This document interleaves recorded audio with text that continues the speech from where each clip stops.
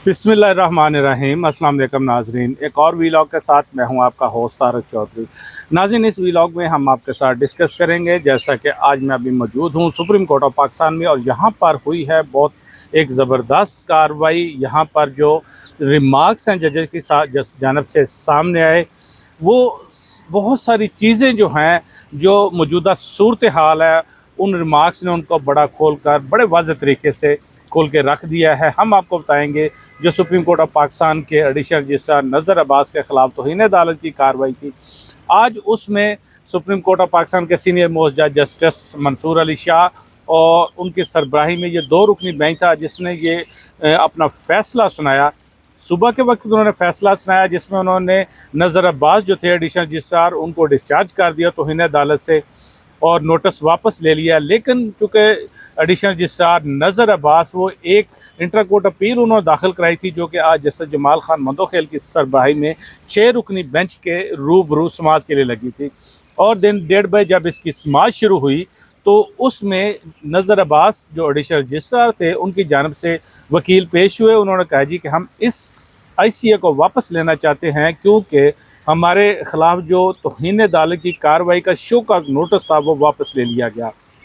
नाज़रीन, आपको बताते हैं, इस पर जजेस ने कहा जी कि आप वो ऑर्डर पढ़ें जो कि जस्टिस मंसूर अली शाह ने लिखा है। जब इस ऑर्डर को पढ़ा गया, तो उस पर चूँकि उन्होंने लिखा था जी कि जो एडिशनल रजिस्ट्रार के ख़िलाफ़ ये कार्रवाई वापस ली जाती है, शो का नोटिस वापस लिया जाता है। लेकिन जो कि दोनों कमेटियाँ जो हैं, जो कि केसेस को लगाती हैं, आम बेंचेस के और आइनी बेंच के, उनको उन्होंने ज़िम्मेदार ठहराया। उन्होंने कहा जी कि इनके ख़िलाफ़ मज़ीद कार्रवाई के लिए ये मामला चीफ जस्टिस ऑफ पाकिस्तान को भिजवाया जाता है कि वो इनके ख़िलाफ़ मज़ीद कार्रवाई के लिए फुल कोर्ट तश्कील दें। और यहाँ से फिर अब बात आगे बढ़ी, तो आपको बताते चलें कि जस्टिस मोहम्मद अली मज़हर उन्होंने कहा जी कि जब ये जस्टिस मंसूर अली शाह उन्होंने ये ऑर्डर लिखा, उसमें तो उन्होंने यानी कि चारों जो जजेस थे उसको ही होल्ड कर दिया, उनको ही उन्होंने ज़िम्मेदार ठहरा दिया, यानी कि जो तो कमेटियों में शामिल थे।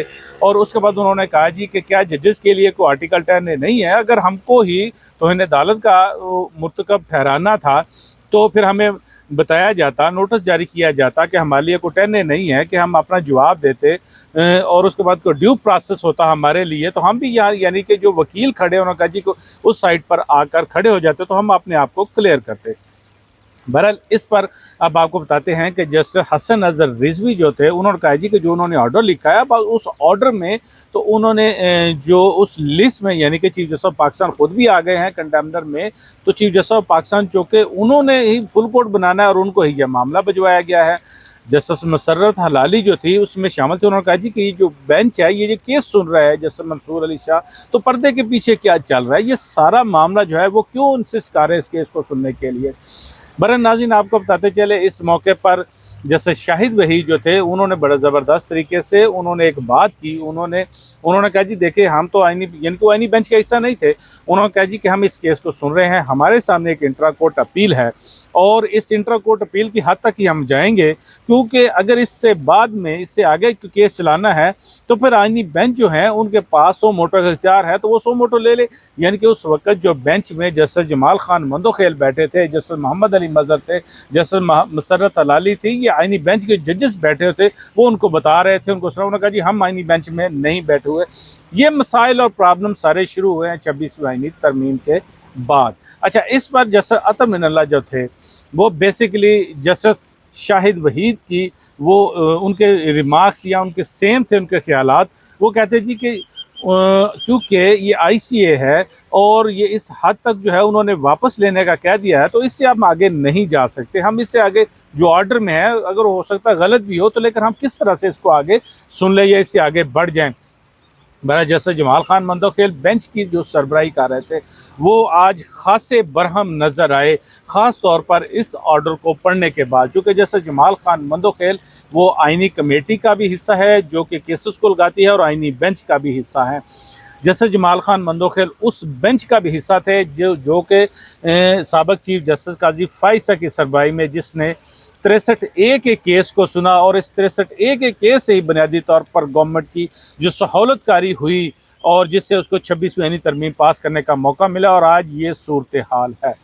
उन्होंने कहा जी कि देखें, कॉन्फ्लिक्ट ऑफ इंटरेस्ट की बात हो रही है, तो पहले तो ये क्लियर करना चाहिए कि कॉन्फ्लिक्ट क्या है, फिर बताना चाहिए कि हमारा इसमें क्या इंटरेस्ट है। हम तो यानी बेंच में बैठकर केसेस सुनते हैं, उसके बाद फिर हमारे रेगुलर बेंचों में चले जाते हैं, वहाँ पर भी जाकर केसेस सुनते हैं, तो इसमें हमारा कौन सा कोई ऐसा इंटरेस्ट आ गया। तो फिर उन्होंने कहा जी कि कहते हैं हम बेनिफिशरी हैं, यानी कि मेरे जज तेरे जज वाली बात हो रही है। तो उन्होंने कहा जी कि हम किस तरह से बेनिफिशरी, अगर हम बेनिफिशरी हैं तो जिन जजेस को शामिल नहीं किया गया तो फिर वो एग्रीव्ड हो गए, यानी कि वो भी मुतासरा जज हो गए। अच्छा, ये बात उन्होंने जब यहाँ पर की तो उन्होंने कहा जी कि ये जो कमेटियाँ हैं, इन कमेटियों में यह जारी बात है, एक कमेटी से मामला दूसरी कमेटी में गया, आईनी कमेटी ने वो लगाया। उन्होंने कहा जी जो 26वीं आईनी तरमीम है उसके तहत तो ये जो आईनी मुकदमा था अब ऑटोमेटिकली ये ट्रांसफ़र हो जाते हैं, यानी कि ये दूसरी जो है आईनी बेंच को। तो जैसे मोहम्मद अली मजहर का उन्होंने कहा देखे जिस तरह मिलिट्री कोर्ट का केस था ये ऑटोमेटिकली ट्रांसफ़र हो गया। तो जैसे जमाल खान मंदोखेल बोले, उन्होंने कहा जी कि ये जारी बात है, कोई बैठेगा तो कोई केस ट्रांसफ़र करेगा, खुद ब खुद तो नहीं हो जाते। बरा उन्होंने कहा जी कि हम कहा जाए बेनिफिशरी पे बात कर रहे थे, तो हम उन्होंने कहा जी बेनिफिशरी तो जो नहीं सुन रहे ये भी एग्रीव्ड हो गए। तो जैसे तरमीनल्ला जो थे उन्होंने कहा जी कि देखिए जिस तरह से ये नोटिस जारी हो गया है कि या तो सॉरी ये जिस तरह से कार्रवाई की उन्होंने कहा गया है, अगर ये नोटिस ऐसी बात ही तो जारी करते। उन्होंने कहा जी कि अगर इस तरह से अब फुल कोर्ट बनाने का कहा जा रहा है तो फुल कोर्ट अगर बनाई जाती है तो उसमें तो आधे जज ही नहीं बैठ सकेंगे, तो फिर जजेस ने कहा कि इसका मतलब फिर नए जज लाना पड़ेंगे। एक मौके पर जब जस्टिस मिनल्ला उन्होंने कहा जी, उन्होंने कहा कि हम इससे आगे नहीं बढ़ सकते, नहीं सुन सकते। उन्होंने कहा जी अगर इससे आगे बढ़ना है तो मैं रिक्यूज़ कर देता हूँ, मैं इससे उठ के चला जाता हूँ। तो उस मौके पर जो थे जस्टिस मोहम्मद अली मजहर उन्होंने कहा जी ठीक है, उन्होंने उनके से क्रॉस टॉक हो रही तो उनकी तरफ बात मुँह करके उन्होंने कहा जी कि आप सुनना चाहते हैं ठीक, नहीं सुनना चाहते तो ना सही। मतलब इस हद तक जो सूरत हाल थी आज बेंच में वो आगे बढ़ चुकी थी, जो कि इस यानी कि जो क्रॉस टॉक की हद तक जो बात थी वो आगे जा चुकी थी। बहरहाल उस पर जस्टिस जमाल खान मंदोखेल उन्होंने कहा जी कि देखें हम किसी फैसले के पाबंद नहीं हैं, हमने आइन का हलफ उठाया, हम आइन के पाबंद हैं। आइन के तहत जो आर्टिकल 191A है, अब जो 26वीं आइनी तरमीम उसमें ऑटोमेटिकली ये केसेस ट्रांसफ़र हो जाते हैं। और अगर उन्होंने भी इंसिस्ट किया है इसको सुनने के लिए, उन्होंने देखा है, वो कमेटी में खुद उसको मौजूद थे, तो क्या उन्होंने ये आइन से वो तजावज़ नहीं है, यानी कोई जैसे उस वक़्त मंसूर अली शाह की बात कर रहे थे। अब चूँकि सुप्रीम कोर्ट ऑफ पाकिस्तान में नाज़रीन वाज़ेह तौर पर जो दो आप कह लें ग्रुप्स हैं या दो आरा हैं खुलकर सामने आ रही हैं। इस मौका पर जब बेंच के सामने मुख्तलिफ वकला थे, वहाँ पर लाहौर हाई कोर्ट के साबिक़ जज जस्टिस शाहिद जमील जिन्होंने रिज़ाइन कर दिया था, उसके अलावा सलाहुद्दीन वकील सलाहुद्दीन थे, उन्होंने कहा जी कि हमने पहले भी कहा था कि यह मामला सुना जाता, फुल कोर्ट इसमें बना दी जाती, सारे मामला को सेटल कर देती। तो जैसे जमाल खान मंदोखेल उन्होंने कहा जी कि इस मामले में यहाँ पर तो सिर्फ जजेस के खिलाफ कार्रवाई की बात की गई है, जो कि जस्टिस मंसूर अली शाह ने अपने ऑर्डर में की है। उन्होंने कहा जी कि बाकी तो मामला नहीं जो आप बात कर रहे हैं कि 26वीं तरमीम को सुना जाए।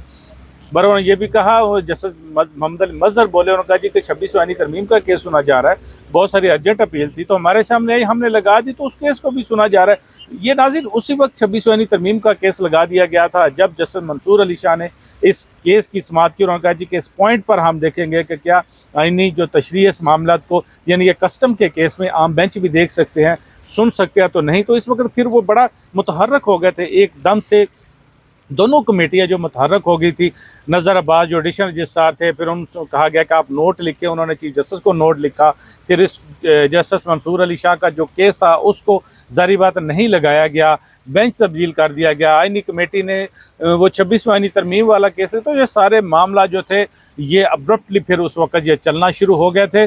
और अब आपको बताते चलें, जारी बात है आज इस केस में जो बड़ी अहम बात एक जस्टिस एडवोकेट शुएब शाहीन जो थे पाकिस्तान तहरीक इंसाफ के, उन्होंने की। उन्होंने कहा जी कि अगर ये बात कही जाती है कि कमेटी अक्सरियत से फैसला करती है और केसेस को लगाती है, तो फिर एक कमेटी जो थी जस्टिस मंसूर अली शाह की सरबराही में 2 रुकनी जजों ने यानी कि अक्सरियत से चीफ जस्टिस पाकिस्तान को नोट भिजवाया था कि आप फुल कोर्ट के सामने 26वीं तरमीम का केस लगाएं, तो उस पर तो अभी तक इम्प्लीमेंट नहीं हो सकता। उन्होंने कहा जी 1 माह पहले की बात है, कोई ज़्यादा पुरानी बात नहीं है। तो इस पर जैसे जमाल खान मंदोखेल उन्होंने कहा जी आप अगर मगर की बात ना करते, अगर मगर की बात ना करें, अगर मगर की बात करेंगे तो फिर पाकिस्तान में ये मसाइल ही जो है ये पैदा ना होते, ये ऐसे मसाइल ही जो थे ये क्रिएट ना होते।